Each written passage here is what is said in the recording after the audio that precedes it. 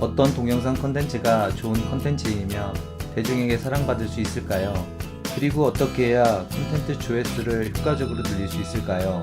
저번 동영상에서는 인플루언서의 비즈니스 모델에 대해서 알아보았다면 이번 영상에서는 선택받는 영상에 대해서 알아보도록 하겠습니다. 인플루언서는 자신의 콘텐츠가 여러 사람들에게 선택받고 사랑을 받는 것처럼 기쁜 일은 없을 것입니다.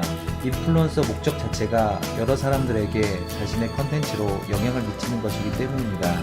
그렇다면 자신이 만든 콘텐츠가 선택을 받기 위해서는 어떠한 노력이 필요할까요?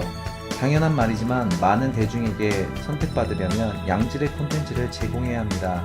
양질의 콘텐츠라는 정의가 모호하고 광범위한 것은 사실이지만 콘텐츠 제작 가이드를 만들어 콘텐츠를 제작한다면 한 발 더 양질의 콘텐츠에 다가갈 수 있지 않을까요?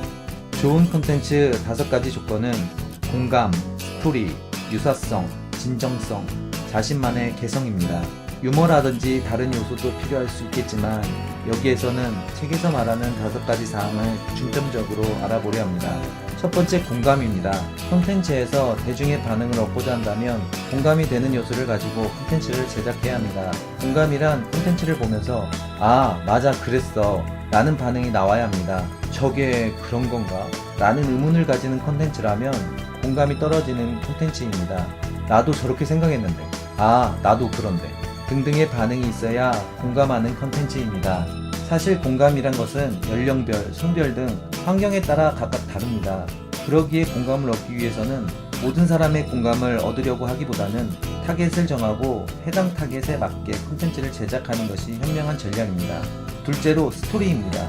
콘텐츠 내에 스토리가 존재해야 합니다.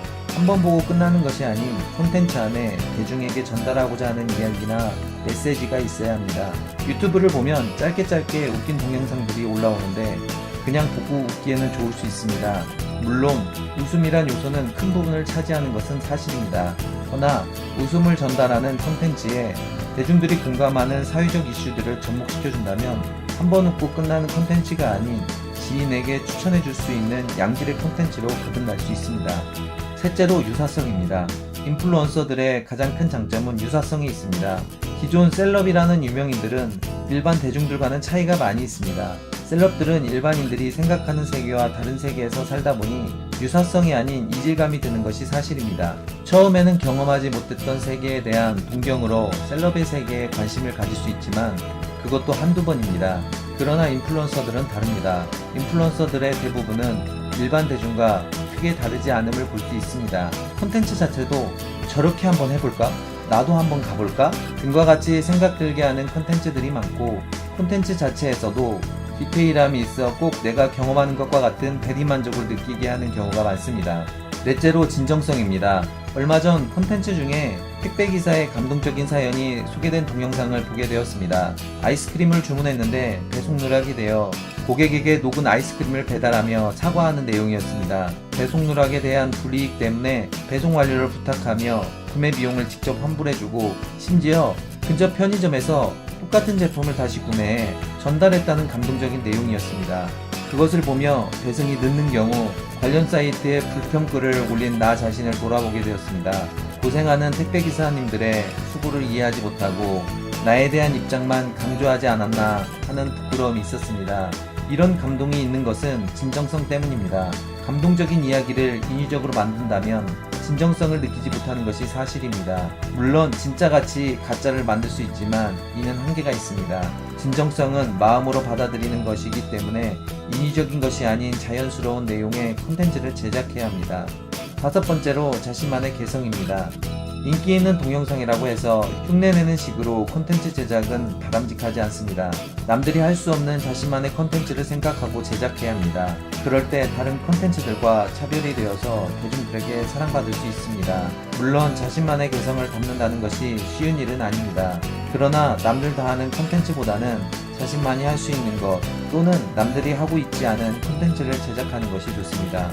이렇게 5가지 공감, 스토리, 유사성, 진정성, 자신만의 개성을 고민하여 콘텐츠를 제작한다면 양질의 콘텐츠가 될 수 있습니다. 만들었다면 이제 효과적으로 노출해야 합니다. 아무리 좋은 콘텐츠가 있다 해도 클릭해서 보지 않으면 의미가 없기 때문에 클릭을 유도할 수 있도록 콘텐츠를 잘 포장하는 후킹을 해야 합니다. 온라인에서 쇼핑을 할 때 해서는 안 될 실수 5가지처럼 부정적인 단어를 사용하는 방법, 6개 정도의 단어로만 간결하게 제목을 작성하는 방법, 이번 화이트데이에 꼭 해야 할 20가지처럼 숫자를 활용하는 방법, 엄청난, 믿을 수 없는 등과 같이 감정을 유발하는 단어를 사용하는 방법 등이 있습니다. 후킹을 사용한다면 틀림없이 조회수를 높일 수 있습니다. 그러나 후킹 요소는 부수적인 역할일 뿐 주가 되는 것은 양질의 콘텐츠라는 것을 잊어서는 안 됩니다. 그러기에 대중들이 원하는 콘텐츠는 양질의 콘텐츠라는 것을 명심해야 합니다. 지금까지 신서방이었습니다. 여러분의 구독은 저에게 큰 힘이 됩니다. 감사합니다.